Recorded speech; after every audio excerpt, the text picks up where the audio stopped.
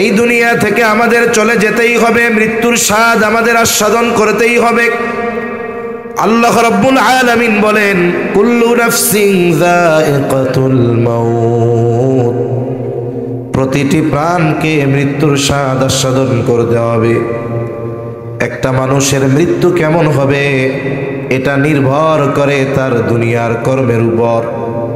একটা মানুষ যদি ঈমানের সাথে নেক আমল করে, আল্লাহ তাআলার হুকুম আহকাম মেনে চলে, আল্লাহ তাআলার আনুগত্য যথাযথভাবে করে, মৃত্যুর সময় শয়তান তাকে ঈমানহীন করার জন্য যত চেষ্টা প্রচেষ্টা করুক না কেন, আল্লাহ তাআলা এই শয়তানের বাহিনীর বিরুদ্ধে আল্লাহ তাআলা তার আসমানি বাহিনী পাঠায় দেয়।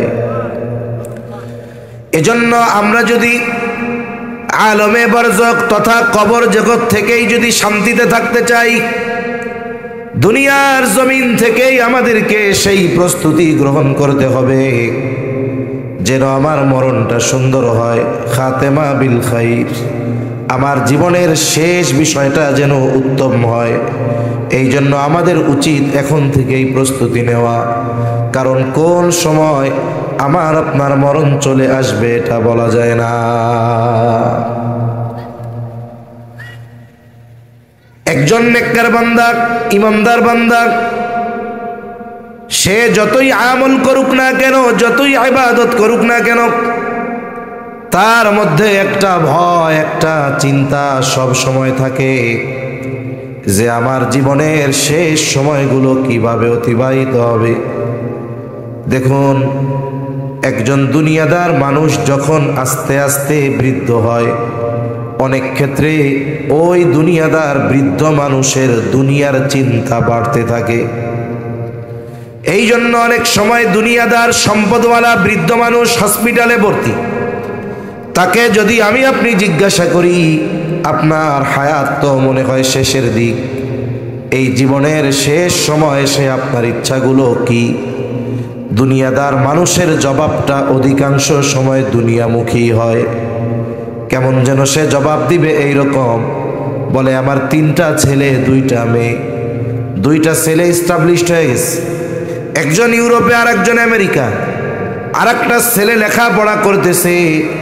যদি আমি বেঁচে থাকতে তারও একটা ব্যবস্থা হয়ে যাইতো, সাথে সাথে মেয়ে 2টার যদি ব্যবস্থা হয়ে যাইতো, তাহলে আমি মরেও শান্তি পাইতাম। চিন্তা করে দেখেন, দুনিয়াদার ব্যক্তিকে যদি মৃত্যুর আগেও তার ইচ্ছার কথা জিজ্ঞাসা করেন, তার ইচ্ছাটাও ওই মুহূর্তে দুনিয়া সম্পৃক্ত হয়। আর দিনদার মানুষ যারা নামাজ কালাম ঠিকমতো পড়ে, হারাম হালাল বেঁচে চলে, এই ধরনের মানুষ যারা, সময়ের সাথে সাথে এনাদের জিজ্ঞাসা করবেন যে দাড়ি তো পাক ধরছে, চোখে তো কম দেখেন, চামড়া তো গুছায়া যাচ্ছে, এখন কি মন চায়? তার কথা একটাই, এখন আর দুনিয়ার কিছু মন চায় না। আল্লাহ তাআলার কাছে একটাই চাওয়া, যেন ঈমান নিয়ে তার সামনে দাঁড়াতে পারি।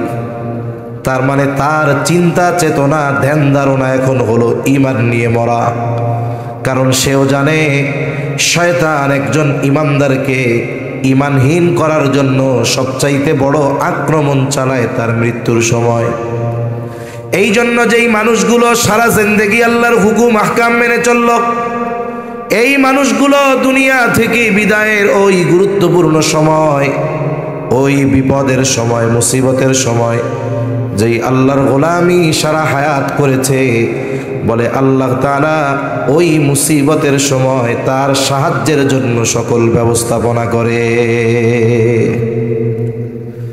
আল্লাহ তাআলা কোরআনুল কারীমের মধ্যে বলেন, ইন্নাল্লাযীনা ক্বালু রাব্বুনাল্লাহু সুম্মা ইসতাকামু তাতানাজ্জালু আলাইহিমুল মালাইকাতু আল্লা তাখাফু ওয়ালা তাহজানু ওয়া আবশিরু বিল জান্নাতিল্লাতী কুনতুম তুআদুন। আমরা যদি আমাদের কবর জগৎ বা আলমে বারজাখে জান্নাতি পরিতৃপ্তি পেতে চাই, কবরটা যদি চাই জান্নাতের বাগান হোক, এই ব্যবস্থাপনা দুনিয়ায় থাকতে আমাদের করতে হবে। আল্লাহ তাআলা বলেন, নিশ্চয়ই যারা বলে আমাদের রব আল্লাহ, জবান খুলে বলেন আমাদের রব কে? আরো জোরে বলেন না কে? এই যে আমরা আল্লাহ আল্লাহ বলি, এর পাওয়ার কত জানেন? হাদিসের মধ্যে আসছে, নবীজি সাল্লাল্লাহু আলাইহি ওয়াসাল্লাম বলেন, এই পৃথিবীতে যতক্ষণ পর্যন্ত আল্লাহ আল্লাহ বলনেওয়ালা একজন ব্যক্তিও বেঁচে থাকবে, শুধুমাত্র ওই আল্লাহ বলনেওয়ালা ব্যক্তির কারণে আল্লাহ এই পৃথিবী ধ্বংস করবে না। তাহলে যারা বলে আমাদের রব আল্লাহ, আমাদের রব আল্লাহ, আচ্ছা আল্লাহকে রব বলার পরে তখন আমাদের দায়িত্ব কি? এই কথার উপরে অটল থাকা। যে কোনো কথার উপরে অটল থাকা, এটা শুধু মৌখিক কর্মের দ্বারাই সীমাবদ্ধ নয়, দৈহিক কর্মের সাথেও সম্পৃক্ত থাকে। মৌখিক যেমন বলে, আন্তরিক তেমন, কর্মেও তেমন, এ বিশ্বাস রাখতে হবে। তাহলে কি? আমার রব আল্লাহ, এটা মুখে যেমন বললাম, ওই রবের সব হুকুম আহকাম মেনে চলতে হবে। যত বাধা বিপত্তি আসুক না কেন, রবের কথা বলতে গিয়ে, রবের মতে চলতে গিয়ে যত বাধা বিপত্তি আসুক না কেন, আমাকে দৃঢ়তার সাথে থাকতে হবে। ঠিক কিনা বলেন? এজন্য আল্লাহ তাআলা বলেন, সুম্মাস্তাকামু, অতঃপর সেই কথার উপরে ইস্তেকামতের সাথে ছিল। তার মানে গোটা হায়াত রবের গোলামি করে কাটিয়েছে। দেখেন দুনিয়ার নিজামটা কি? দুনিয়ার নিজাম হলো, একটা ব্যক্তি যদি সরকারি চাকরি যথাযথভাবে করে, জীবনের শেষ সময় ৬০-৬২ বছরে এসে যখন চাকরি ছেড়ে দেয়, গভর্নমেন্ট তাকে খালি হাতে বাড়িতে পাঠায় দেয় না, বরং বাকি হায়াত সে যেন চলতে পারে এই জন্য পেনশন দেয়, এককালীন অনেক টাকা পয়সা তাকে দিয়ে দেয়। দুনিয়ায় এই জায়গায় চাকরি ঠিকমতো করার কারণে চাকরি যখন থাকবে না, কেমনে সে চলবে সেই ব্যবস্থাও গভর্নমেন্ট করে। আর সারা জীবন একজন আল্লাহর গোলামি করলো, আল্লাহর হুকুম আহকাম মেনে চলল, ওই ব্যক্তির সবচাইতে বড় মুসিবতের সময় আল্লাহ সাহায্য করবে না, এটা হতে পারে না। এজন্য আল্লাহ তাআলা বলেন, সুম্মাস্তাকামু তাতানাজ্জালু আলাইহিমুল মালাইকা, ওই ব্যক্তি যখন তার জীবনের অন্তিম সময় চলে আসে, ওই ব্যক্তিকে তো শয়তান ধোঁকা দিয়ে বেঈমান বানানোর চেষ্টা করবে। আর আল্লাহ তাআলা জানায় দেন, তাতানাজ্জালু আলাইহিমুল মালাইকা, আল্লাহ তাআলা তার কাছে ফেরেশতা পাঠায় দেয়, তার কাছে ফেরেশতা চলে আসে। কেন? কারণ একটা মানুষ সকলেই মৃত্যুকে ভয় পায়, সকলেরই মৃত্যুর কষ্ট হয়, কিন্তু ওই ফেরেশতাগুলো এসে তাকে অভয় দিয়ে বলতে থাকে, আল্লাহ তাখাফু ওয়ালা তাহজানু ওয়া আবশিরু বিল জান্নাতিল্লাতী কুনতুম তুআদুন। ও ভয় পায় না জানি শয়তান আমাকে বেঈমান বানায় ফেলে। আর ওই ফেরেশতারা এসে বলে, আল্লাহ তাখাফু, ও আল্লাহর বান্দা তুমি ভয় পাও না, ওয়ালা তাহজানু, তুমি চিন্তিত হও না, বরং তার ভয় আর চিন্তা যেন পরিপূর্ণ দূর হয়ে যায়।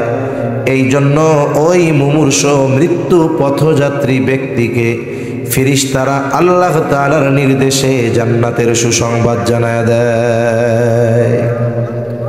তার মানে মৃত্যুর আগে, এই আয়াতের আলোকে যেটা বোঝা যায়, ইমানদার বান্দা মৃত্যুর আগেই তার চূড়ান্ত বাসস্থানের সম্পর্কে সংবাদ পেয়ে যায়। সুসংবাদ বা যে কোনো সংবাদ অনেকভাবে দেওয়া যায়। কেমনে? মানুষ তার ইন্দ্রিয় সমূহ দিয়ে অনেক কিছু বুঝতে পারে। যেমন আল্লাহ তাআলা আমাদেরকে একটা জিনিস দিয়েছেন, নাক। এই নাক দিয়ে আমরা ঘ্রাণ নিতে পারি। মানুষ এই নাকের মাধ্যমে কোটি কোটি সুগন্ধি ঘ্রাণকে আলাদা করতে পারে, পার্থক্য করতে পারে। যেমন প্রত্যেকটা জিনিসের ঘ্রাণ পাওয়ার পরে আমি মেসেজ পেয়ে যাই যে এটা কিসের ঘ্রাণ। তাই না? মনে করেন পাশে বিরিয়ানি রান্না করতেছে, কথার কথা, বিরিয়ানিতে যখন বিরিয়ানির মশলাগুলো সুন্দর মতো দেয়, তখন ওর আশেপাশে যারা থাকে কি রান্না হয়েছে বা হচ্ছে না দেখলেও না জানলেও ও যখন ঘ্রাণ পায় বিরিয়ানি, ঠিক কিনা বলেন? তার মানে ঘ্রাণের মাধ্যমে সংবাদ পাওয়া যায়। আতর একজন লাগাইছে, কে লাগাইছে দেখে নাই, কি লাগাইছে তাও দেখে নাই, ঘ্রাণের মাধ্যমে জানা যায় যে হ্যাঁ আতর লাগাইছে। তার মানে যে কোনো সংবাদ, সুসংবাদ বা অন্য সংবাদ ঘ্রাণের মাধ্যমেও পাওয়া যায়। হয়তো ওই মুমিন বান্দা, তার জন্য পরিবেশটা এমন হবে যে কেমন যেন তার নাকে জান্নাতি ঘ্রাণ আসতে থাকবে। এরপরে বলে দেখার মাধ্যমেও পাওয়া যায়। একটা জিনিস দূরে আছে, এর ঘ্রাণও পাই না, কিন্তু দেখার মাধ্যমে এই জিনিসের সংবাদ জানা যায়।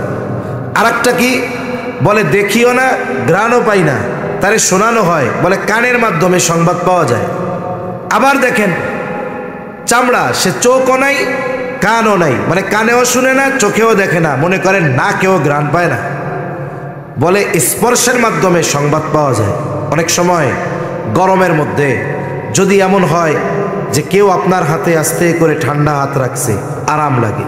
শীতের দিন কেউ একটু তার হাতটা গরম, অথবা গরম পানির একটা ব্যাগ পাওয়া যায়, ওইটা আমার উপর রাখছে, হাতে রাখছে, তখন আমার আরাম লাগে, এর মাধ্যমে আমি সংবাদ পাই। তাহলে সংবাদ পাওয়ার অনেক মাধ্যম আছে। আল্লাহ তাআলা ফেরেশতাদের মাধ্যমে জান্নাতের এই সুসংবাদ কাকে কোন পদ্ধতিতে দেন, কে কোন পদ্ধতিতে পায়, এটা তো আর ওই ব্যক্তির বলার মতো সুযোগ থাকে না। কারণ যেই ব্যক্তি মৃত্যু সুনিশ্চিত, যেই ইমানদারের, ওই তো জান্নাতের সংবাদ পায়। কিন্তু সংবাদ যে পায় এই খবর আমাদের বলছেন কে? অবিশ্বাসের কোনো সুযোগ আছে? সুযোগ নাই। এখন মৃত্যুর কষ্ট সবার হবে, মৃত্যুর কষ্ট সবার হবে। মুমিন বান্দারও মৃত্যুর কষ্ট হয়, তবে তার কষ্টটা অনুভব হয় না। অনুভব না হওয়ার কারণ কি? আমাদের ছোটবেলায় এই মুসলমানি দেয় না, মুসলমানি, এই এখন তো হসপিটাল থেকে দেয়, আগে যারা দিত এদেরকে কি বলতো? হাজাম না হাজেম জানি বলে, হাজাম। মনে করেন হাজাম, এর তো মোটামুটি সবাই চিনতো, মার্কা মারা। যেই গ্রামে ঢুকতো ওই গ্রামে যদি আঁকাটা কেউ থাকতো, বলা পায় ওরা আর খুঁজে পাওয়া যাইতো না। কেউ গাছের উপরে, কেউ পানির মধ্যে, কেউ দৌড়াইয়া মামা বাড়ি চলে গেছে। ওরা চিন্তা করতো কার কপাল আজকে পুড়ছে আল্লাহই জানে। এখন এই হাজাম যারা, এরা কিন্তু খুব রসিক মানুষ, রাগী মানুষ, এই কাম করতে পারে না। এখন ওই বাচ্চা যেটারে কাটিং করবে আর কি, ওরে ধরছে, ওরে ধরার পরে ওর সাথে গল্প করে এমনভাবে মিশা যাইতো, চোখ বন্ধ করাইতো। এরপরে বলতো তোর নাকি অল্প পিঁপড়া কামড় দিলে ব্যথা লাগে। এখনো কয় না না, আমার পিঁপড়া কামড় দিলে কোনো ব্যথা লাগে না। এবার সিমটি মারে, কয় ব্যথা লাগে, কয় লাগে না। এইবার ওই জায়গাটাও সিমটি মারতো আর কি, কয় ব্যথা লাগে, কয় লাগে না। ব্যথা লাগে, লাগে না, তোর আজকে ব্যথা লাগবোই, কয় আমার লাগবো না। এই যে বলতেছে তার মন অন্যদিকে ঘুরানো, এর মধ্যে কাইটা কুইটা তেনা ফেসানো শেষ, কয় জায়গা তোর কাম শেষ। তার মানে দেখেন কষ্ট কিন্তু হইছে। কেন কষ্টটা অনুভব করে নাই? বলে তার দেমাগ, তার চিন্তা, তার খেয়াল ওই কাটাকাটির দিকে রাখে নাই, নিয়ে গেছে অন্যদিকে। এখন ফেরেশতারা তো আসছে জান কবজ করতে, এমনিই তো হাদিসের মধ্যে আসছে মুমিন বান্দার জান কবজ হবে কেমনে? বলে সফেদ পোশাকে আবৃত একদল ফেরেশতা আসবে, নরম তোয়ালে নিয়ে আসবে, তার পাশে এসে তাকে বলবে এ মুমিন বান্দার রূহ, আল্লাহর রহমতের দিকে আসো। আস্তে করে, কেমন করে বের হবে?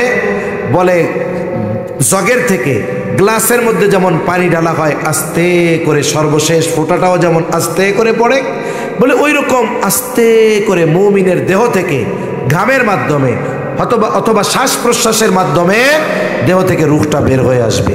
এতেও কষ্ট আছে, কিন্তু যখন ফেরেশতারা এদিক দিয়ে জান্নাতের সুসংবাদ দিবে, ওই টাইমে তার আর খবর থাকবে না। একটু চিন্তা করেন, যখন জুলাইখা ইউসুফ আলাইহিস সালামের সাথে সে যখন ইচ্ছা করলো কিছু একটা করার, আর এই ঘটনা যখন শহরের সব মানুষ জানা গেছে, এখন ওই জামানায় তো আর ফেসবুক নাই যে ফেসবুকে একটা পোস্ট দিয়া বলবে যে এই কর্মের জন্য আমি দায়ী না। এখন একজনরে কইরা এই ঘটনার পরিস্থিতি কি এটা বোঝানো তো সম্ভব না। এবার জুলাইখা চিন্তা করছে যে বিশেষ করে শহরের সব নারীরা তারে অপবাদ দিচ্ছে, দেখ তখন তো ইউসুফ আলাইহিস সালাম ওনারে গোলাম ভাবছে, গোলামের সাথে এই কাজ করতে চাইছে, কত নিকৃষ্ট মহিলা। এবার জুলাইখা চিন্তা করছে তোদেরও সাইজ করতে হয় কেমনে, দেখ সবাইরে দাওয়াত দিছে। দাওয়াত দিয়ে কি করলো, সবার হাতে ফল আর এক হাতে ছুরি। বলছে যে শোনো, যখন তোমাদেরকে বলা হবে ফল কাটার আদেশ করা হবে, এর আগে তোমরা ফল কাটবা না। এবার সবাই এক হাতে ফল আর এক হাতে ছুরি নিয়ে বসে রয়েছে। এবার সবাই ইউসুফ আলাইহিস সালামকে ওই রুমে ঢুকায়া দিল। এবার সবাই ইউসুফ আলাইহিস সালামের দিকে তাকায় আছে। এবার কয় ফল কাটো। এইবার ফল কাটতে দিছে, কেউ ফল তুইয়া হাত কাটতেছে, ও টেরও পায় না। এখন ওইদিকে তাকায় কয় হায়, এটা তো মানুষ না, এটা তো ফেরেশতা। তাহলে চিন্তা করেন, ইউসুফ আলাইহিস সালামের চেহারার সৌন্দর্য দেখা হাত কাইটা ফেলতেছে, অথচ হুশ নাই, খেয়াল নাই, টের পাইতেছে না, ব্যথা পাইতেছে না। বলে ইন হাদা ইল্লা মালাকুন কারীম, আরে এটা তো ফেরেশতা, এটা মানুষ হয় কেমনে? এখন দেখেন ইউসুফ আলাইহিস সালামের সৌন্দর্যে বিমোহিত হয়ে হাত কাটে, টের পায় না। আর যখন মুমিন বান্দা জান্নাতের সুসংবাদ পাবে, ওই টাইমে জান কবজ হবে, ব্যথাও লাগবে, টের পাবে না। ঠিক কিনা বলে? মুমিন বান্দার রূহ এভাবে বের করে নেওয়া হয়ে যাবে, ফেরেশতারাও তাকে অভয় দিতে থাকবে। আল্লাহ তাখাফু ওয়ালা তাহজানু ওয়া আবশিরু বিল জান্নাহ আল্লাতী কুনতুম তুআদুন। যেই জান্নাতের প্রতিশ্রুতি তোমাকে দেওয়া হয়েছে, শুনে নাও, এই দুনিয়ায় তুমি একা, পরকালে একা এমনটা নয়। নাহনু আউলিয়াউকুম ফিদ দুনিয়া ওয়া ফিল আখিরাহ ওয়া লাকুম ফিহা মা তাশতাহি আনফুসুকুম ওয়া লাকুম ফিহা মা তাদউন। বলে আমরা তোমার সাথে দুনিয়ায়ও আছি, আখিরাতেও আছি, চিন্তার কোনো কারণ নাই। ওই জান্নাতে কি আছে? বলে ওয়ালাকুম ফিহা মা তাশতাহি আনফুসুকুম ওয়ালাকুম ফিহা মা তাদউন। বলে তোমার মন যা চায় জান্নাতে তাই আছে, সাথে সাথে তোমাকে যা কিছু দেওয়ার প্রতিশ্রুতি দেওয়া হয়েছে সেগুলো তো আছেই আছে, বরং তোমার মন যা চায় ওগুলো সব জান্নাতে আছে। একটা মানুষের মন দুনিয়ায় যত কিছু চাইতে পারে, দুনিয়ায় পাওয়া সম্ভব না, কিন্তু মন যত কিছু চাইতে পারে সব কিছু পাওয়া যাবে কোথায়? বলে জান্নাতে।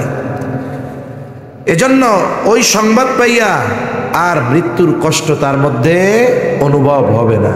এবার তার রূহ নিয়ে ফেরেশতারা উপরের দিকে ওঠা শুরু করবে। প্রত্যেক আসমানের দরজা আছে, জিজ্ঞাসা করা হবে কার রূহ?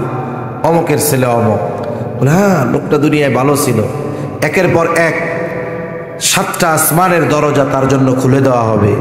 আল্লাহর পক্ষ থেকে ঘোষণা হবে, যাও এর নামটা জান্নাতীদের তালিকায় অন্তর্ভুক্ত করে দাও। সুবহানাল্লাহ। এর বিপরীতে যদি ওই যে দুনিয়ায় যা মন চায় তাই করে, কতজন বলে দুনিয়াটা মস্ত বড়, খাও দাও ফুর্তি করো। ওরা মনে করে এই দুনিয়ার হায়াত হলো মজা মাস্তি আর ফুর্তি আর আনন্দ করে কাটায় দেওয়ার জায়গা।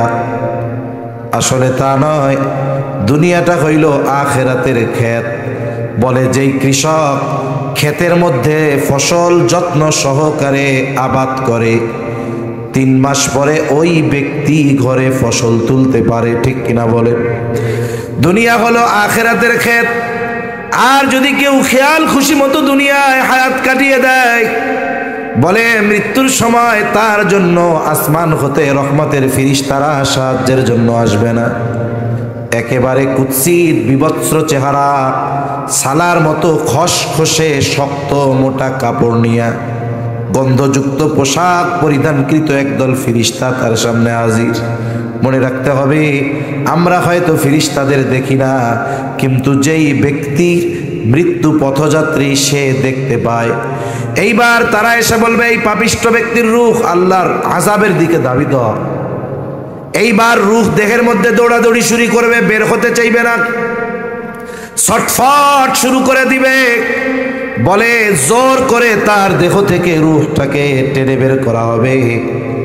বলে গরম শিক যদি তুলার মধ্যে ঢুকিয়ে দেওয়া হয়, যেমন ভাবে টান দিলে জোর করে বের করে আনতে হয়, কারণ তুলা পুড়ে তার সাথে লেগে যায়, বলে ওই রকম জোর করে বের করা হবে। তার আত্মা কবজের সময় কষ্ট কত পরিমাণ হবে। বলা হয় যদি একটা জীবন্ত ছাগলের চামড়া ছিলে ফেলা হতো, ওই জীবন্ত ছাগলের যত কষ্ট হয় তার চাইতে একজন পাপীর মৃত্যুর সময় আরো বেশি কষ্ট হয়। এইবার তার রূহ নিয়ে আকাশের দিকে যাওয়ার অনুমতি চাওয়া হবে, অনুমতি দেওয়া হবে না। আল্লাহর পক্ষ থেকেই বলা হবে এর নামটা জাহান্নামীদের তালিকায় অন্তর্ভুক্ত করে দাও। এইবার আমার আপনার কবর জগতের সবচাইতে গুরুত্বপূর্ণ বিষয়টা একটু খেয়াল করেন। আমাকে আপনাকে মৃত্যুর পর গোসল দেওয়া হবে, কাফন পরানো হবে, এরপরে জানাজা দিয়ে কবরে নিয়ে যাওয়া হবে, কবরস্থ করা হবে। কবরে রাখার সময় আমার আপনার ব্যাপারে বলা হবে বিসমিল্লাহি ওয়া আলা মিল্লাতি রাসূলিল্লাহ। এটা হলো আমার আলমে বরজক পরকালের প্রথম খাঁটি কবরে রাখার ভিসা। এবার কবরে রাখা হবে, দাফন কাফন শেষ। এবার কবরের মধ্যে আমার আপনার ইমিগ্রেশন শুরু হয়ে যাবে। একজন ব্যক্তি যখন পাসপোর্টে ভিসা দেখায়, দেখবেন গেট থেকে তাকে ঢুকতে দেয়। মূল বিষয়টা তো এই জায়গায় নেই, মূল বিষয়টা হবে ইমিগ্রেশনে। ওইখানে জিজ্ঞাসা করবে কই যান, কেন যান, এরকম অনেক প্রশ্ন করে। যদি কোনো সংশয় সন্দেহ মনে হয় আস্তে করে ওরে পেছনে পাঠায় দেয়। আর যদি দেখে যে না এই ব্যক্তির মধ্যে কোনো ভেজাল বুজাল মনে হচ্ছে না, তথ্য সঠিক, কথাও সঠিক, এরপরে তাকে ছেড়ে দেওয়া হয়। এই যে ইমিগ্রেশন, কবর, সওয়াল জবাব, এগুলার ব্যাপারে আমরা জানি। আমাদের প্রত্যেককে কবরে রাখার পর 3টি করে প্রশ্ন করা হবে। কয় প্রশ্ন? জোরে বলেন না, কয় প্রশ্ন? কেউ আছেন যে এই 3 প্রশ্ন কি কি করা হবে জানেন না? আসেননি কেউ এরকম? কয় সবাই জানে, অমুসলিম সেও জানে, নাস্তিক ও জানে, যে মুসলমানেরা এই বিশ্বাস করে যে কবরে তাদের প্রত্যেককে 3টি করে প্রশ্ন করা হবে। দেখুন, প্রশ্ন করা হবে মারা যাওয়ার পর, অথচ এই প্রশ্ন আল্লাহ তাআলা কত আগে ফাঁস করে দিয়েছেন।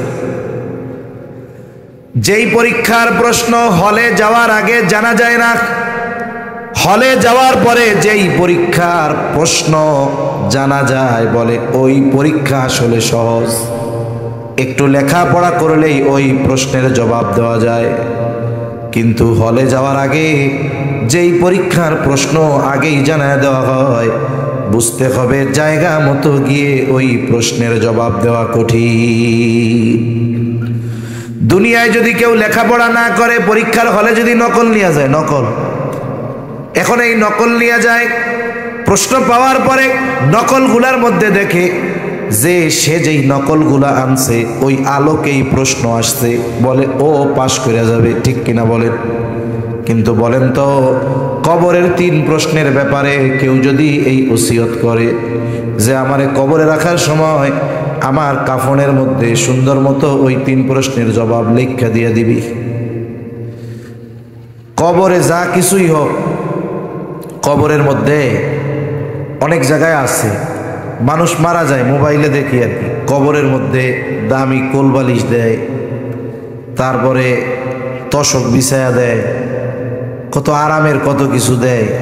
মুসলমানরাও নাকি এইসব কাজ করে, কত আফসোসের ব্যাপার। কেন করে রে? কয় কবরের মধ্যে যেন একটু আরামায়েশে থাকতে পারে। কেন? কবরের মধ্যে আরামায়েশের ব্যবস্থা তো আল্লাহ করবে, দুনিয়াবি ব্যবস্থাপনা না, জান্নাতি ব্যবস্থাপনা। ঠিক কিনা বলেন? তাইলে ওই বেড়াগো মনে হয় সন্দেহ আছে যে কবরে গিয়া প্রশ্নের জবাব দিয়া মনে হয় জান্নাতি তশক টশক পাবে না, এই জন্য দুনিয়ার থেকেই কিছু দিয়া দেয়। আর আমরা কই দুনিয়ায় ওই কবর জান্নাতে হওয়ার কাজ যদি না করে, ওই তশক বালিশ দিয়া আল্লাহর হস্তে বিপদ বাড়াইস না, এমনিই আগুন হবে, তশক বালিশে আরো আগুন বেশি লাগবে। ঠিক কিনা? কবরের মধ্যেই যদি কেউ এই চিন্তা করে নকল নিয়ে গেলে কাজ হবে, কাজ হবে। দুনিয়ার প্রশ্নের জবাবের সম্পৃক্ততা লেখাপড়ার সাথে, আর কবরের প্রশ্নের জবাবের সম্পৃক্ততা হলো দুনিয়ার কর্মের সাথে। প্রথম প্রশ্ন, মার রব্বুকা, তোমার রবকে? সকলের মুখস্থ আছে আমার রব হলো আল্লাহ। কিন্তু যেই ব্যক্তি আল্লাহর হুকুম আহকাম মেনে এই দুনিয়ার হায়াত অতিবাহিত করে নাই, সে জবাব দিতে পারবে না আমার রব আল্লাহ। আর যে আল্লাহর হুকুম আহকাম মেনে দুনিয়ার হায়াত অতিবাহিত করেছে, প্রশ্ন করার সাথে সাথে বলবে আমার রবকে? আল্লাহ। পরের প্রশ্ন করবে, ওমা দীনুক, তোমার দিন কি? আমরা সবাই জানি আমাদের দিন হলো ইসলাম। আল্লাহ তাআলা আমাদের জীবন ব্যবস্থা হিসাবে ইসলামকেই মনোনীত করেছেন। আল্লাহ তাআলার কাছে একমাত্র গ্রহণযোগ্য মনোনীত জীবন ব্যবস্থার নাম হলো ইসলাম। ইন্নাদ-দীনা ইনদাল্লাহিল ইসলাম। শুধু তাই না, এই ইসলাম এমন এক জীবন ব্যবস্থা যার মধ্যে কোনো অপূর্ণাঙ্গতা নাই। কারণ এই জীবন ব্যবস্থা ইসলাম যে পরিপূর্ণ, এর ঘোষণা যিনি দিয়েছেন তিনি কে? আল্লাহ তাআলা বলেন, আল-ইয়াওমা আকমালতু লাকুম দীনাকুম ওয়া আতমামতু আলাইকুম নি'মাতি ওয়া রাদিতু লাকুমুল ইসলাম দীনা। আল্লাহ তাআলা বলেন, আমি আজকের এই দিন তোমাদের জন্য তোমাদের জীবন ব্যবস্থাকে পূর্ণাঙ্গ করে দিলাম, তোমাদের জন্য আমার নেয়ামত সমূহ পরিপূর্ণ করে দিলাম। ওয়া রাদিতু লাকুমুল ইসলাম দীনা, আর ইসলামকে তোমাদের জন্য দিন হিসাবে মনোনীত করলাম। দিন শব্দের অর্থ হলো জীবন ব্যবস্থা।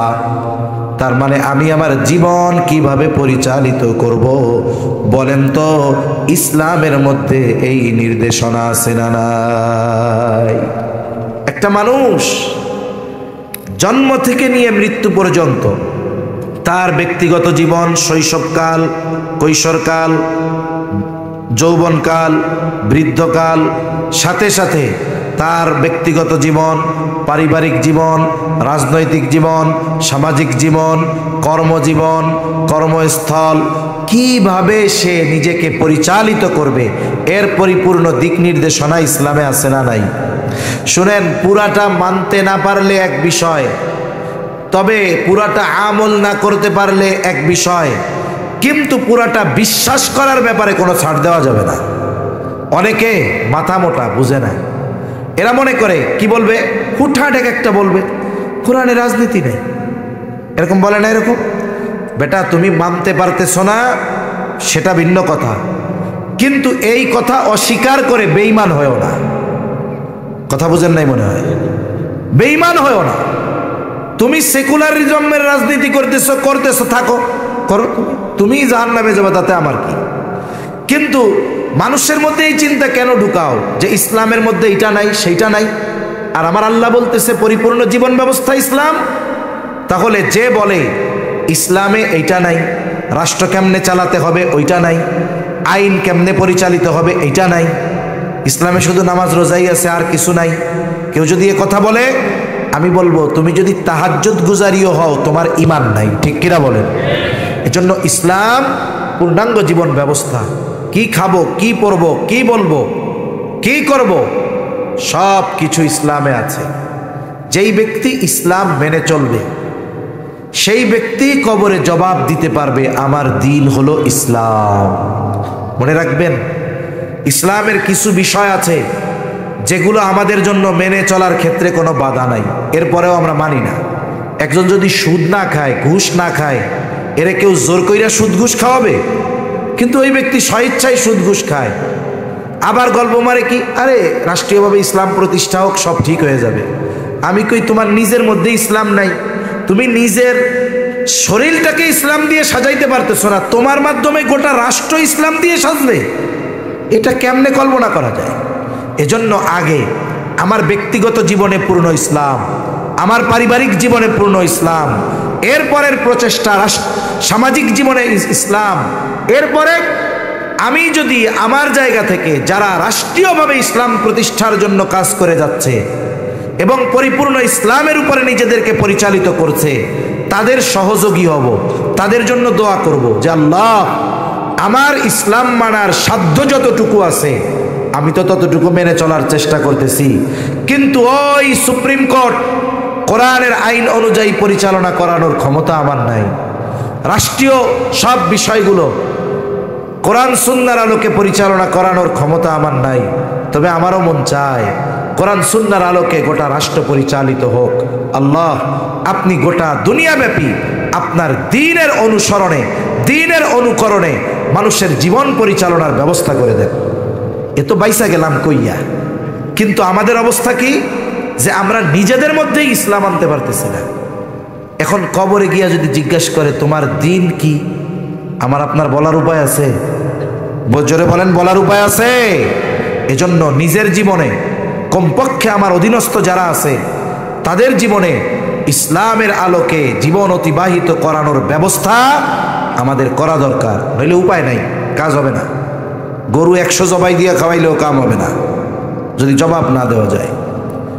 3 নম্বর প্রশ্ন, নবীজিকে দেখায় বলা হবে মা হাযার রাজুলুল্লাযী বুইসা ফীকুম, অথবা বলা হবে ও আমার নবিয়ুকা, তোমার নবীকে, যেই ব্যক্তি দুনিয়ায় নবীর সুন্নাতের আলোকে নিজেকে সুসজ্জিত করেছে।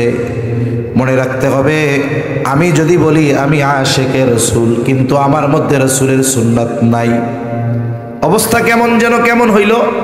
এক লোক দেখতে পুরা কালো, দেখতে কেমন, এতে নাম রাখছে দলামিয়া। নাম কি রাখছে? এখন ওর নাম দলামিয়া হইলেও ও কি আসলে দলা না কালা? আমি কই আশিকে রাসূল কিন্তু সুন্নাতের খবর নাই, কয় আমার অবস্থা ওই কালা লোক কিন্তু নাম দলা, কয় সুন্নাত নাই আশিকে রাসূল। কাজ হবে? সুন্নাত যে মানবে সে পরিপূর্ণ আশিকে রাসূল। আর রাসূলুল্লাহ সাল্লাল্লাহু আলাইহি ওয়াসাল্লামকে প্রকৃতপক্ষে মুহাব্বত তারাই করে যারা সুন্নাতের অনুসরণ করে। নবীজি সাল্লাল্লাহু আলাইহি ওয়াসাল্লামকে তারাই মুহাব্বত করে যারা সুন্নতের পরিপূর্ণ পাবন্দি করে। তার মানে দুনিয়ায় যারা সুন্নাতের আলোকে নিজের জীবন অতিবাহিত করবে সে নবীর ব্যাপারে বলবে আমার নবী মুহাম্মাদুর রাসূলুল্লাহ সাল্লাল্লাহু আলাইহি ওয়াসাল্লাম। এই 3 প্রশ্নের জবাব কর্মের সাথে সম্পৃক্ত। যেই ব্যক্তি জবাব দিতে পারবে সাথে সাথে তার ব্যাপারে ঘোষণা আসবে সাদাকা আবদি সাদাকা আবদি ফাফরিশুহু মিনাল জান্নাহ ওয়ালবিসুহু মিনাল জান্নাহ ওয়াফতাহু লাহু বাবান ইলাল জান্নাহ। বলবে আমার বান্দা সত্য বলেছে, ফাফরিশুহু মিনাল জান্নাহ, তার জন্য জান্নাতের বিছানায় না বিছায় দাও। তাইলে মানুষ মারা গেলে কবরের মধ্যে যে লেপ তোশক দেন কে, আল্লাহরটা পাইব না এই ডরে নাকি? যদি আমি আপনি আমার আপনার হায়াত ঠিক মতো অতিবাহিত করি, কবরের মধ্যে ল্যাপ কম্বল খেতা বালিশ লাগবে না। আল্লাহ তাআলা ওই ইমানদারের মাটির কবরটাকে জান্নাতের বিছানা বিছায়া দিবে। ওয়ালবিসুহু মিনাল জান্নাহ, জান্নাতের পোশাক তারে পরায় দাও। ওয়াফতাহু লাহু বাবান ইলাল জান্নাহ, বলে জান্নাতের সাথে তার কবরের সাথে দরজা খুলে দাও। হাদিসের মধ্যে আসছে, বলে তার কবরটা এতটা বিস্তৃত করে দেওয়া হবে, তার দৃষ্টিসীমা যত দূর যায় তত দূর পর্যন্ত বিস্তৃত করে দেওয়া হবে। আর এক বর্ণনায় আসছে, যখন এই 3 প্রশ্নের জবাব সে দিয়ে দিবে তাকে বলা হবে তুমি ঘুমাও যেমন করে নতুন দুলা ঘুমায়। আর এক বর্ণনায় আসছে, কবরের সফর লম্বা সফর, সে একাকী কবরে, হঠাৎ সে দেখবে অপরিচিত একজন সুদর্শন ব্যক্তি তার দিকে আসতেছে। সে বলবে কে হে তুমি আগন্তুক, তোমাকে তো চিনতে পারলাম না। এইবার ওই সুন্দর ব্যক্তি বলবে যে তুমি কি আমারে চিনতে পারো নাই? বলে না। বলে আমি হলাম তোমার দুনিয়ার নেক আমল, ওই যে তুমি সূরা মুলক পড়তা, সূরা ইয়াসিন পড়তা, সূরা বাকারা পড়তা, ওই যে তুমি নামাজ কালাম পড়তা, দান সাদকা করতা, আল্লাহ তাআলা তোমার দুনিয়ার সৎ কর্মগুলোকে খুব সুরাত দিয়া আমাকে তোমার সাথে পাঠিয়ে দিয়েছে। তুমি চিন্তা করো না, তোমাকে জান্নাত পর্যন্ত না পৌঁছায়া দিয়া আমি তোমার থেকে আলাদা হব না। তাহলে একজন মানুষ সে যদি দুনিয়ায় দ্বীনের উপরে চলে, কবরে তার প্রথম রাত, অথবা কবর তো এমনিই রাত, রাখার মশাতেই অন্ধকার শুরু, দিনের বেলা রাখলেও তো রাত, তার কবরটা কি হবে? রাউদাতুম মিন রিয়াদিল জান্নাহ, জান্নাতের একটা বাগান হয়ে যাবে। এখন এত নেয়ামত পাইছে কবরের মধ্যে, কবরে যা আমরা পাবো এ তো বলতেছি, কিন্তু দেখতে কেমন এটা কি আমরা বুঝতেছি নাকি? বুঝতে পারতেছি না তো। কারণ কবরে যাইয়া এইগুলা পাইয়া ও প্রথমে মনে করবে এটাই মনে হয় জান্নাত, কারণ এর চাইতে আরামের আর কিছু আছে নাকি? তখন ফেরেশতা তাকে বলবে না, এটা জান্নাত নয়, বরং জান্নাতের মধ্যে তোমার জন্য এর চাইতেও কল্পনাতীত নেয়ামত রেখে দেওয়া হয়েছে। কোন সময়টা দেওয়া হবে? বলে কিয়ামতের পর তোমাকে তোমার ওই অনন্তকালের চূড়ান্ত বাসস্থান দিয়ে দেওয়া হবে। এইবারও আল্লাহর কাছে বলতে থাকবে, আল্লাহ যথাদ্রুত সম্ভব কিয়ামত কায়েম করেন, আমি আমার অনন্তকালের চূড়ান্ত বাসস্থানে যেতে চাই। আর এক বর্ণনায় আসছে প্রতিদিন তাকে তার ওই যে আবাসস্থল জান্নাত এটা এনে দেখানো হবে। আল্লাহ তাআলা যদি চান সবার ব্যাপারে এটা ঘটতে পারে, অথবা এক একজন মানুষের এক এক রকম পছন্দ আছে না। যেমন আমাদের ঢাকা শহরে কিছু মানুষ আছে, সব জায়গায় আছে, শুক্রবার ছুটির দিন, ওই দিন ওর কাম কি, কয়েকদিন সারাদিনও ঘুমাইয়া কাটাবে, ওর ঘুমাইতে আরাম লাগে। ওরে হয়তো বলবে যে দুনিয়ায় তো কেঁচাকেচির লেগে ঘুমাইতে পারস নাই, তুই ঘুমা এখন, নতুন দুলার মতো, কেউ তোরে ডিস্টার্ব করবে না। অনেকে আছে দেখবেন, সে এমনি যা হোক তা হোক, তার পছন্দ হলো তার একটা প্রশস্ত বাসস্থান থাকবে, বাড়িটা খোলামেলা হবে, আলো বাতাস আসবে। হ্যাঁ, আবার অনেকের চাওয়া কি যে সুযোগ পাইলে বন্ধু বান্ধবের সাথে একটু গল্প টল্প করে। এখন তার জন্য হয়তো ওই যে নেকা আমল খুবসুরাতে আসবে, ওর সাথে গল্প করে কাটায় দিবে। তার মানে মোট কথা এই যে লম্বা এক সফর হাসর পর্যন্ত, এটা তার জন্য এক আরামদায়ক সময়কাল অতিবাহিত হতে থাকবে। আর বদনসিব তার যে কবরে এই 3 প্রশ্নের জবাব দিতে পারবে না, কারণ দুনিয়ায় কবরের এই 3 প্রশ্ন জবাব দেওয়ার মতো আমল সে করে নাই। তাকে প্রশ্ন করা হবে, মার রব্বুক ওয়া মা দীনুক ওয়া মান নাবিয়ুক, অথবা মা হাযার রাজুলুল্লাযী বুইসা ফীকুম। একটা প্রশ্নেরও জবাব দিতে পারবে না, সে শুধু বলবে লা আদরি, আমি কিছুই জানি না। এইবার আল্লাহর পক্ষ থেকে ঘোষণা আসবে, কাযাবা আবদি কাযাবা আবদি ফাফরিশুহু মিনান নার ওয়ালবিসুহু মিনান নার ওয়াফতাহু লাহু বাবান ইলান নার। বান্দা মিথ্যা বলতেছে, জাহান্নাম থেকে আগুনের বিছানায় না বিছায় দাও, জাহান্নাম থেকে আগুনের পোশাক এনে পরায় দাও। সাথে সাথে জাহান্নামের সাথে তার দরজার সাথে কবরের সাথে একটা দরজা খুলে দাও। তার কবরটা এত সংকীর্ণ হয়ে যাবে, 2 পাশের মাটি এমন ভাবে চাপ দিবে, বলে এক পাজরের হাড় অপর পাজরের মধ্যে ঢুকে যাবে। এমনিই তো আযাব, ও মনে করবে এটাই মনে হয় জাহান্নাম। কারণ আলমে বরজখেও দুনিয়ার বিভিন্ন বিভিন্ন পাপের ভিন্নতায় ভিন্ন ভিন্ন শাস্তি তাকে দেওয়া হবে। ও মনে করবে এটাই মনে হয় জাহান্নাম। ওকে জানানো হবে জাহান্নামের শাস্তির তুলনায় এটা কোনো কিছুই নয়, বরং এর চাইতে কল্পনাতীত শাস্তি তোমার জন্য অপেক্ষা করতেছে। কিয়ামতের পরে ওইখানে তোমাকে দেওয়া হবে। ওই ব্যক্তি শুধুমাত্র জাহান্নামের আযাবের খবর পেয়ে এতটা ভীতু সন্ত্রস্ত হয়ে যাবে, ও ফরিয়াদ করতে থাকবে, আল্লাহ কখনোই যেন কিয়ামত কায়েম না হয়। এমনিই তো কষ্ট, হঠাৎ দেখতে পাবে একজন বিভৎস কুৎসিত লোক তার দিকে আসতেছে, এটাকে দেখে তার আরো বিরক্তি কাজ করবে, কষ্ট বেড়ে যাবে। এইবার বলবে, কে হে তুমি আগন্তুক, তুমি আমারে কষ্ট দিতে আসতেছো কেন? এইবার ওই আগন্তুক বলবে, তুমি যতই বিরক্ত হও না কেন, আমি তোমাকে কখনো ছাড়ব না, আমি তোমাকে জাহান্নাম পর্যন্ত পৌঁছায়া দিয়া এরপরে তোমার থেকে আমি পৃথক হব। কষ্টের উপরে কষ্ট তার চলতে থাকবে। দেখুন, লম্বা সফরে সাথে যদি একজন ভালো বিশ্বস্ত সফর সঙ্গী থাকে, বলে এই সফরটা হয় আরামদায়ক। আর যদি সফর ছোট হয়, সাথে যদি সফর সঙ্গী একজন এমন হয়, আছে না অনেক সময়। আমাদের ঢাকায় এক বন্ড ছিল, এটার নাম ছিল হাঁটা বাবা। নাম কি? হাঁটা বাবা। এ খালি হাঁটতই, মনে হয় 50 বছর গোসল করে না। এখন গোসল না করার কারণে শরীরের উপরে ময়লা জমে গেছে। এর পেছনে পেছনে শিক্ষিত প্যান্ট শার্ট টাই পরা মানুষগুলাও হাঁটতো। এর কাছে কেমনে যাইতো আল্লাহই জানে। এখন ও মাঝে মধ্যে চুলকাইতো, যে ময়লা উপরে 3 পাত্তা পড়ে গেছে, ও যদি চুলকায় ময়লা উঠবে না। এখন এই ময়লা উঠা নাকি যার হাতে ওই ময়লা দিত তার নাকি কপাল খুলে যাইতো। নাউজুবিল্লাহ গন, এটা ওদের কথা আর কি। তো এরকম কিছু মানুষ আছে 20 বছর দাঁত মাজে না, 30 বছর গোসল করে না। এই রকম লোক যদি 15 হাত দূর দিয়া যায়, সুস্থ মানুষ অজ্ঞান হয়ে যাবে। এখন আপনি যাবেন কোথায়? ওই জায়গার থেকে সিএনজিতে, আপনাদের ওই সামনে একটা বাজার আছে, কয় কিলো, 2 কিলো দূরও মনে হয় হবে না, ওই পর্যন্ত যাবেন। সিএনজিতে যাইতে লাগে 3 মিনিট। এইরকম একটা যদি আপনার পাশে সিএনজিতে ওইটা বসে, এই 3 মিনিটের রাস্তা মনে হবে আপনার 300 বছর। আপনি ওই পর্যন্ত সুস্থ অবস্থায় যাইতেও পারেন, নাও পারেন। এর আগে আপনারা হসপিটালে নেওয়া লাগতে পারে।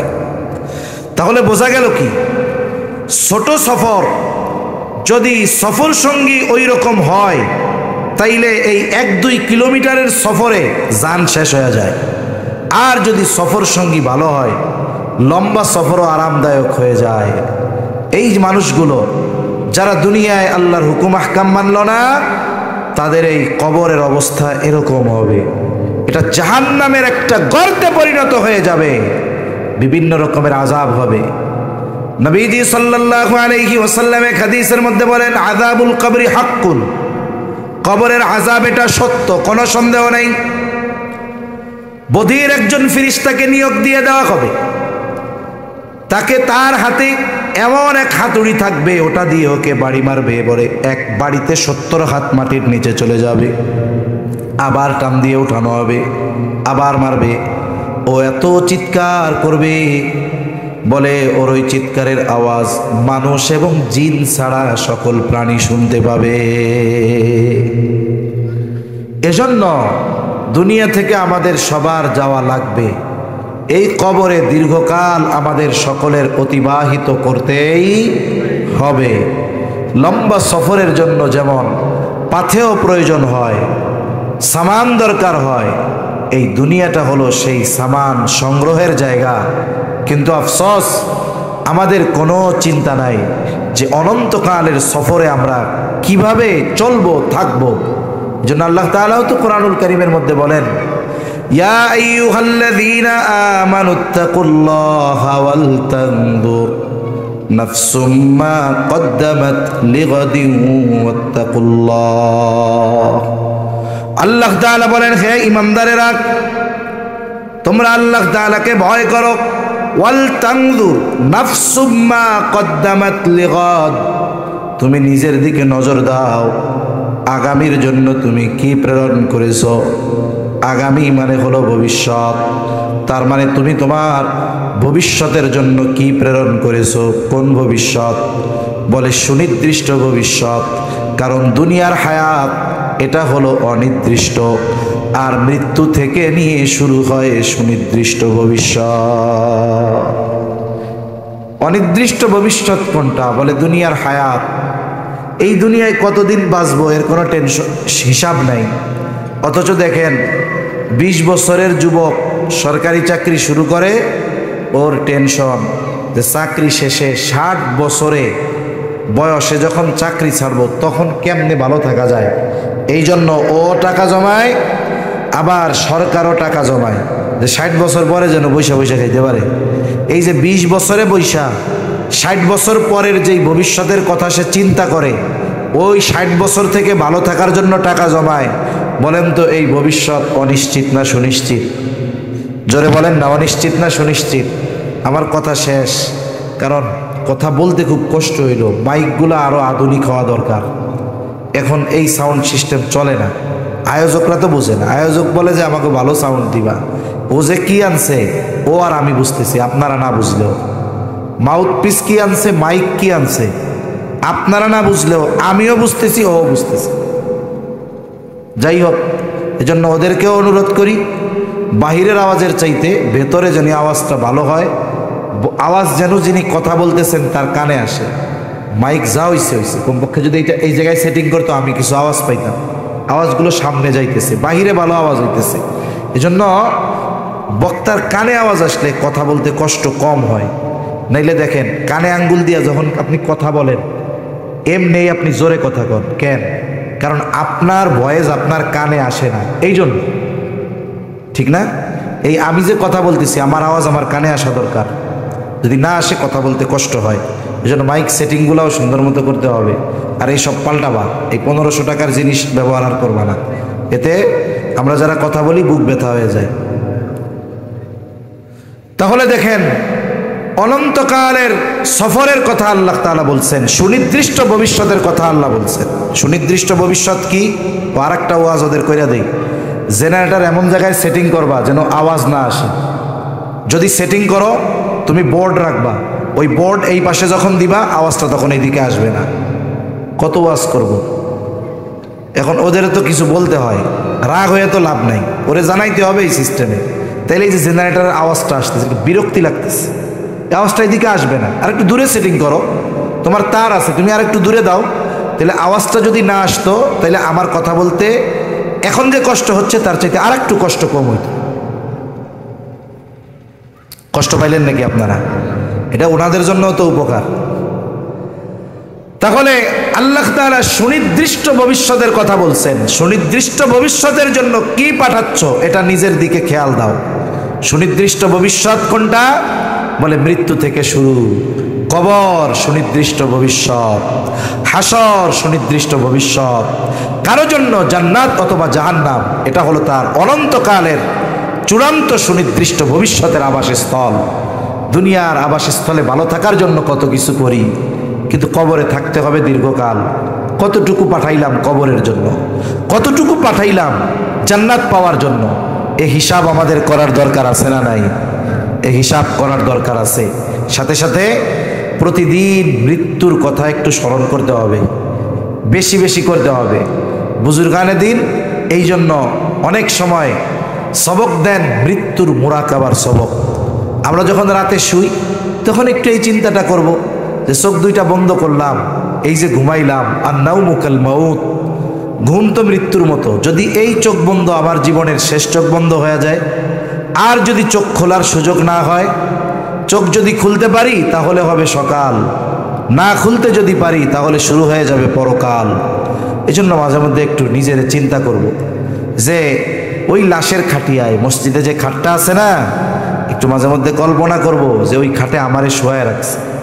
আমি সবার কথা শুনতেছি, কিন্তু আমার আত্মচিৎকার কেউ শুনতেছে না। সবাই আমাকে রেখে কবরে রেখে চলে আসতেছে। আমার সাথে নিয়ে যাওয়া আমার টাকায় কেনা পছন্দের চাদর, ওইটাও কবরে দিচ্ছে না, ওটাও নিয়ে আসতেছে। খেয়াল করে খুঁজতেছে যে কবরের মধ্যে কিছু রয়ে গেল কিনা, এটাও নিয়ে আসতেছে। এই চিন্তাগুলোর দ্বারা আসলে মানুষের জীবনের পরিবর্তন আসে।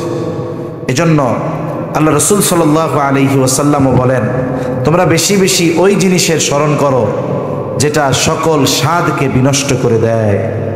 সাথে সাথে আল্লাহ তাআলাও বলেন, কুল্লু নাফসিন যায়িকাতুল মাউত, প্রত্যেকটি প্রাণকে মৃত্যুর স্বাদ আস্বাদন করতেই হবে। কেন এই মৃত্যু? মৃত্যু হলো অনন্তকালের সফরের প্রথম দরওয়াজা। আর এই মৃত্যু যে প্রকৃত মুমিন তার জন্য তো তোহফা, হাদিয়া। এক বর্ণনা আসছে না, মুমিনের জন্য মৃত্যু হলো হাদিয়া। কেন? বলে মুমিন জানে পর্দার এপারে দুনিয়া, মৃত্যুটা হলো পর্দা, আর এই পর্দার ওপারে রয়েছে তার জন্য আল্লাহর জান্নাত। এজন্য আল্লাহ রাসূল সাল্লাল্লাহু আলাইহি ওয়াসাল্লাম বলেন যে আল্লাহর সাথে মিলিত হওয়ার ব্যাপারে খুশি থাকে, আল্লাহও তার সাথে মিলিত হতে চান। এখন আমরা যদি আমাদের কর্মের পরিবর্তন না আনি তাহলে এটা তো সুন্দর হবে না। অনন্তকালে আমাদেরকে কি দেওয়া হবে? বলে এই দুনিয়ার কর্মের প্রতিদান দেওয়া হবে, আর এই প্রতিদান শুরু হবে মৃত্যুর মাধ্যমে। আমাদের দুনিয়ার কর্মের প্রতিদান দেওয়া শুরু হয় কিসের মাধ্যমে? মৃত্যুর মাধ্যমে। কারণ দুনিয়ায় যে ভালো কাজ করে তার মৃত্যু ওই যে ওই রকম হয়, দুনিয়ায় যে মন্দ কাজ করে তার মৃত্যুর সময় থেকেই শুরু হয়ে যায়। আর পরিপূর্ণ পুরস্কার বা প্রতিদান এই মৃত্যুও না, কবরও না, ওটা তো আল্লাহ কিয়ামতের দিন দিবে। একটু চিন্তা করেন, যদি কবরের কথাই যদি এরকম হয়, মৃত্যুর বিষয়টা যদি এরকম হয়, তাহলে জাহান্নামের অবস্থাটা কত কঠিন, এটা চিন্তাও করা যায় না। আচ্ছা, কবরের আযাবের তীব্রতার ব্যাপারে, শাস্তির ব্যাপারে আমরা যতটুকু বুঝতে পারি, সাহাবায়ে কেরাম এর চাইতে লক্ষ কোটি গুণ বেশি বুঝতেন, তাই না?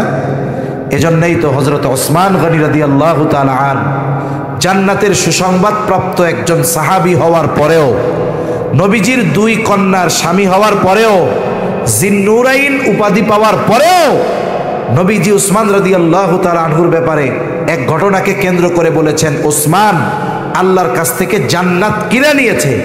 এই রকম ঘোষণা পাবার পরেও হযরত ওসমান গনি রাদিয়াল্লাহু তাআলা আন কবরের পাশে গেলে কান্না শুরু করে দিতেন। এই রকম ব্যক্তি কবরের কথা চিন্তা করে কান্না করে, আমাদের অবস্থা কি হওয়ার দরকার ছিল? এই আত্ম উপলব্ধি আমাদের মধ্যে আসা দরকার, এই চিন্তা আমাদের মধ্যে আসা দরকার।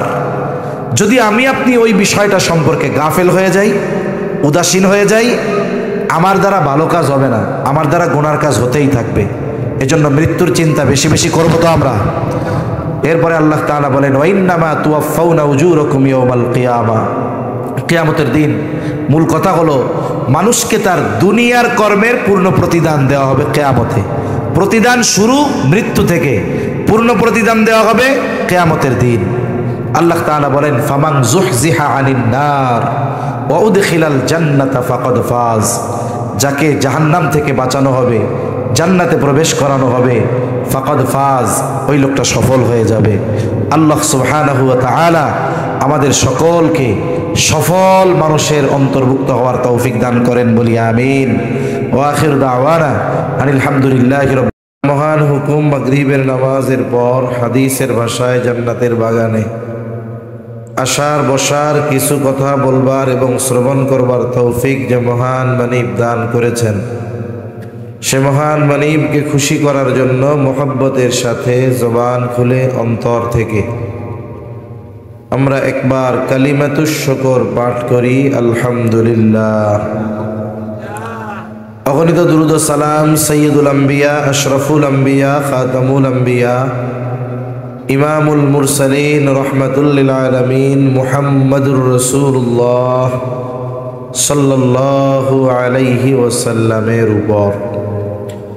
আল্লাহ তাআলা আমাদের এখানে আসার বসার তৌফিক দিয়েছেন বিদায় আমরা আসতে পেরেছি, বসতে পেরেছি। আল্লাহ তাআলা যদি তৌফিক না দিতেন, নিজ ইচ্ছায় নিজ ক্ষমতায় আমাদের এখানে এসে বসার, বলার, আসার কোনো ক্ষমতাই ছিল না।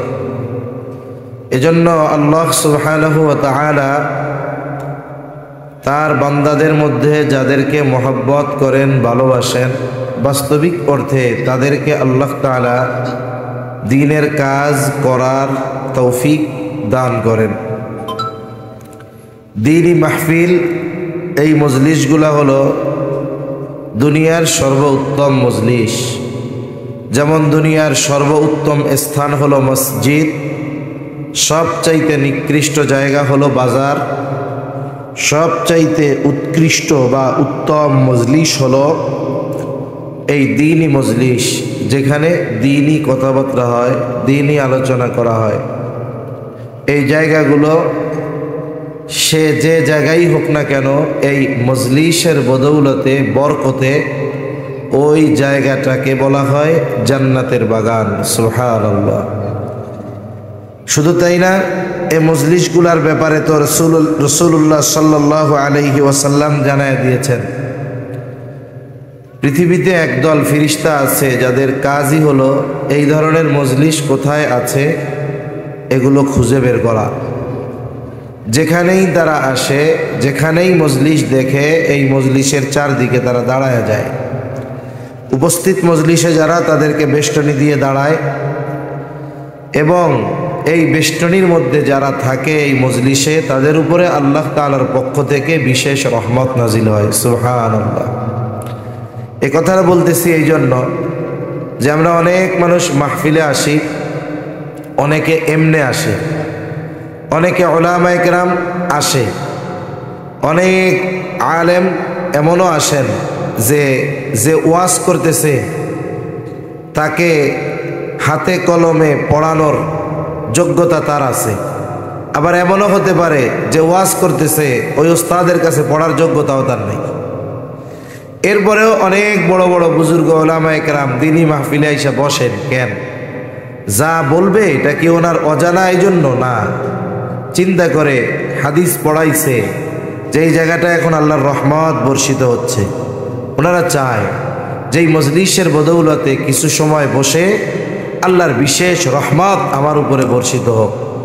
এজন্য এই মজলিসগুলো হলো এমন মজলিস যেখানে বসলে আল্লাহ তাআলার রহমত পাওয়া যায়। সাথে সাথে যদি ইমানদার হয় তাহলে আমল করুক আর না করুক, ইমানদার হওয়ার কারণে আল্লাহ সুবহানাহু ওয়া তাআলা তার সব সগীরা গুনাহগুলো মাফ করে দেয়। সুবহানাল্লাহ। তাহলে এই ধরনের মজলিস, এতে এসে বসলেই লাভ, এসে বসলেই লাভ।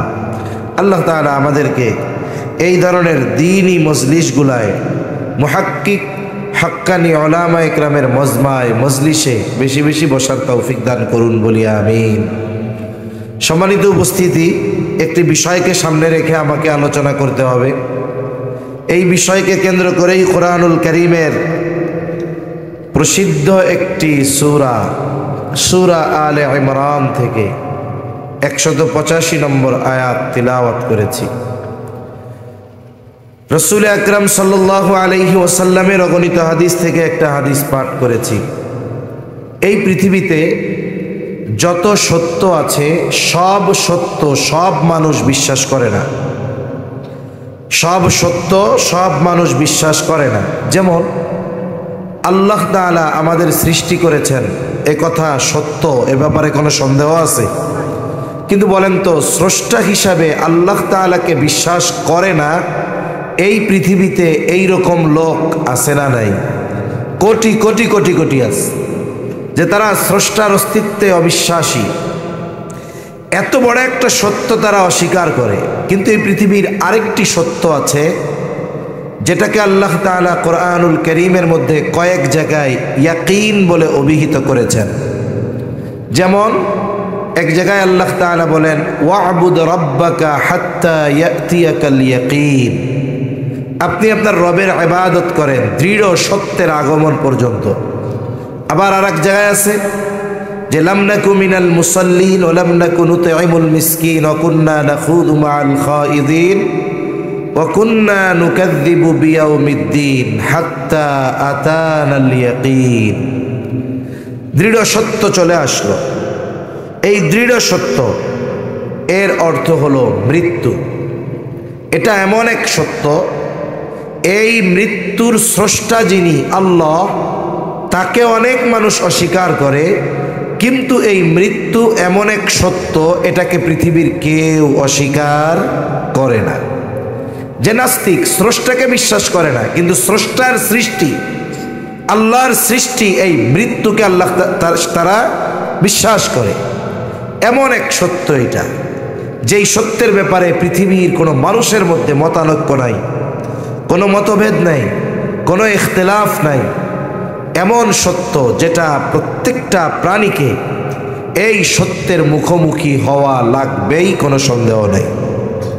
তবে যারা মুমিন, তারা এই মৃত্যুর মাধ্যমেই সব কিছু শেষ হয়ে যায় এটাতে বিশ্বাস করে না। বরং তারা বিশ্বাস করে মৃত্যুর মাধ্যমে নতুন আর এক জগতের সূচনা হয়। এজন্য এই মৃত্যুর ব্যাপারে আমাদের সদা সর্বদা সব সময় প্রস্তুত থাকা দরকার। শয়তান চায় আমরা যেন মৃত্যু থেকে গাফেল থাকি। যখনই কোনো মানুষ আমাদের সামনে মারা যায়, অথবা কোনো কবরস্থানে যাই, অথবা মৃত্যুর কথা যখন আমরা আলোচনা করি, ওই সময় আমাদের হৃদয়ের অবস্থা, অন্তরের অবস্থা যেই রকম থাকে বাস্তবিক অর্থে গোটা হায়াতে সব সময় যদি আমাদের অন্তরের অবস্থা ওই রকম থাকতো, তাহলে আমাদের দ্বারা কোনো ধরনের পাপাচার, অনাচার, আল্লাহ তাআলার নাফরমানি এগুলো আমাদের দ্বারা কখনোই সংগঠিত হতো না। এজন্য নবীজি সাল্লাল্লাহু আলাইহি ওয়াসাল্লামও বারবার মৃত্যুর কথা স্মরণ করার কথা বলেছেন। নবীজি সাল্লাল্লাহু আলাইহি ওয়াসাল্লাম বলেন নবী সাল্লাল্লাহু আলাইহি ওয়াসাল্লাম বলেন আকসিরু যিকরা হাযিমিল লাযযাত, ওই জিনিসের স্মরণ বেশি বেশি করো যেটা সব কিছুর স্বাদকে বিনষ্ট করে দেয়। একটা আনন্দঘন পরিবেশ, যেই পরিবেশে সবাই আনন্দ করতেছে, এমন একটা পরিবেশকে মুহূর্তের ভিতরে বিষাদে রূপ দিতে পারে যেই জিনিস, এটার নাম হলো মৃত্যু। ঠিক কিনা বলেন? মনে করেন এক বাড়িতে অনুষ্ঠান হচ্ছে, বিবাহ অনুষ্ঠান, সবাই আনন্দিত। ইতিমধ্যে যদি ওই জায়গায় কন্যা অথবা যেই বর পক্ষের ছেলে সে যদি মারা যায়, সবার আনন্দ মুহূর্তের মধ্যে বিষাদে রূপান্তরিত হবে। যেই বক্সে গান বাজতেছিল ওইটাও মুহূর্তের ভিতরে সূরা ইয়াসিন চালায়া দিবে। যারা একটু আগে নিজেদের সৌন্দর্যকে মানুষের সামনে প্রকাশিত করতেছিল মাথার কাপড় ফেলে, ওরাও মুহূর্তের ভিতরে মাথায় কাপড় উঠিয়ে দিবে। তাহলে মৃত্যু এমন এক জিনিস মুহূর্তের ভিতরে মানুষের সব কিছু পরিবর্তন করে দিতে পারে। এই মৃত্যুর স্বাদ আমাদের প্রতিটি প্রাণকে আস্বাদন করতেই হবে। আমাদের যখন আল্লাহ তাআলা মায়ের গর্ভে আমরা যখন ছিলাম, 120 দিন পর আল্লাহ তাআলা মায়ের পেটের মধ্যে একজন ফেরেশতা পাঠিয়ে দিয়েছেন। ওই ফেরেশতা আমার আপনার এই দেহের সাথে রূহের সম্পর্ক কতদিন থাকবে, তার মানে আমার হায়াতটা কতদিন হবে, ওই দিন এটা নির্ধারিত হয়ে গেছে।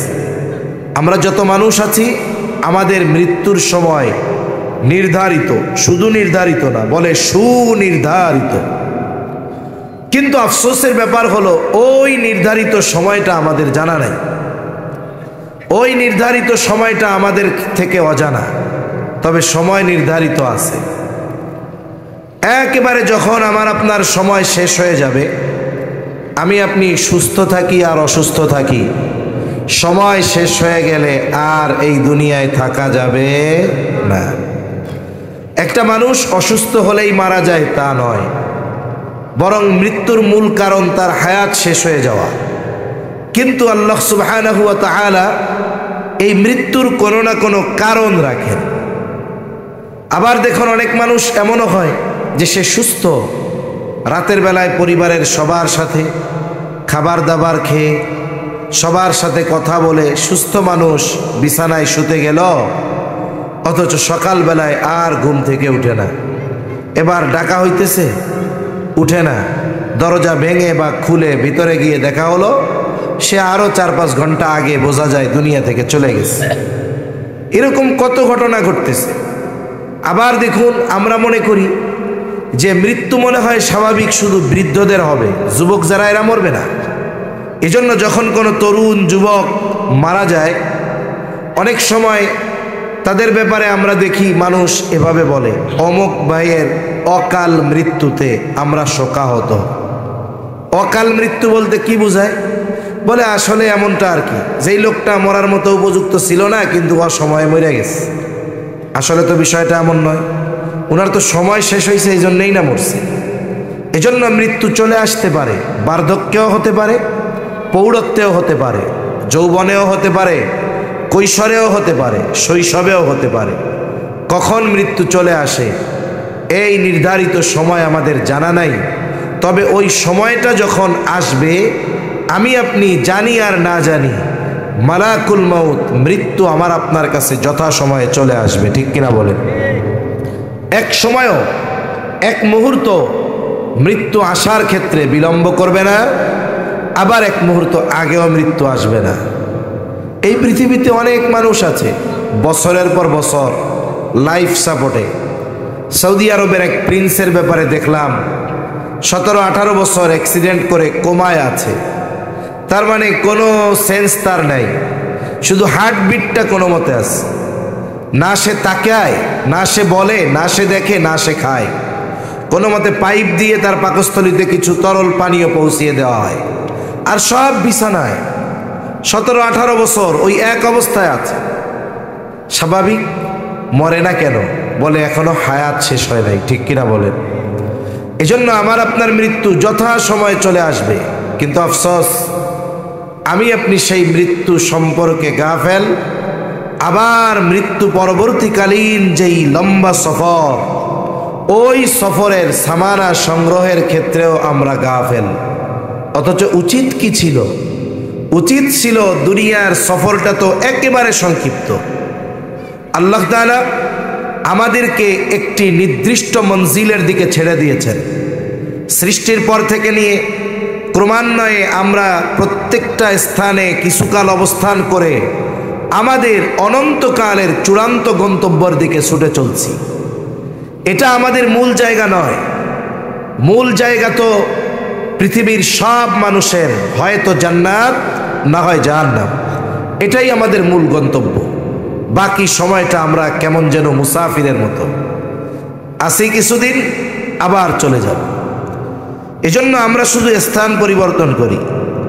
আল্লাহ তাআলা আদম আলাইহিস সালাম থেকে যখন আমাদের সৃষ্টি করেছেন, আমাদের মানুষের মৌলিক জিনিসটা হলো রূহ। রূহ যখন দেহ থেকে বের হয়ে যায়, বলে মানুষের এই বডির আর কোনো দাম থাকে না। যত দ্রুত সম্ভব তাকে কবরস্থ করা হয়, তার কাফন দাফনের ব্যবস্থা করা হয়। রূহ অবিনশ্বর, এটা কখনো ধ্বংস হবে না। কেন?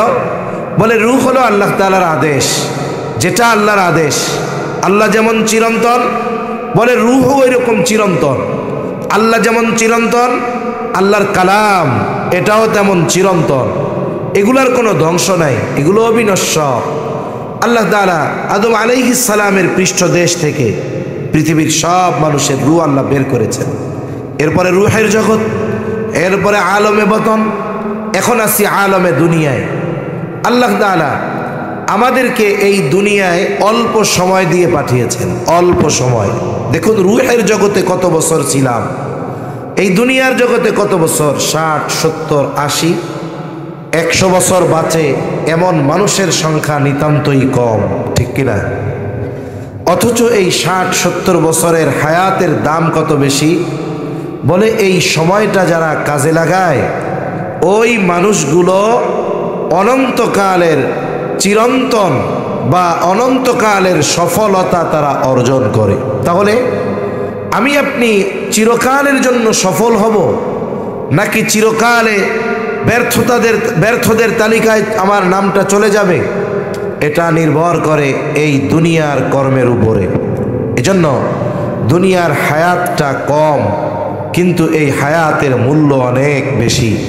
কারণ একজন মানুষ এই দুনিয়ার সময়কে কাজে লাগিয়ে হয়তো সে চিরকালের শান্তির স্থান জান্নাতের বাসিন্দা হয়, অথবা এই দুনিয়ার অল্প সময়ে মজা মাস্তি করে সে চিরকালের শান্তি হারিয়ে চিরকালের জন্য জাহান্নামের বাসিন্দা হয়ে যায়।